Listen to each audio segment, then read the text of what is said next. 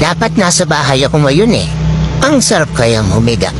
Nanonood ng Netflix, nagkakape, kumakain ng tinapay. Ano ba itong ginagawa ko? Sabi malapit na. Putya, malapit na akong mamatay. Sabi patag lang daw. Hayop na patag yan. Patagilid. Pinagkaiba sa mahirap at mayaman. Nag-private school ka, public school ako, parehas lang tayong nag-graduate sa high school.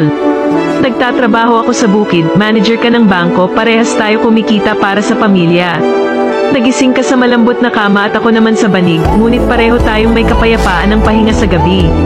Ang mahal ng outfit mo, sa akin ukay-ukay, pero parehas pa rin tayong nagko-cover ng ating kahuberan. Tumingin ka sa orasan na Rolex, ako naman wall clock, pero hindi naman nagbabago ang oras. Always do it on my own, so I gotta get through it. And the only thing I know is to love what I'm doing. Never give up, never slow, till I finally prove it. Never listen to the no's, I just wanna keep moving. Keep my head up when I act, head up, that's a fact. Never looking back.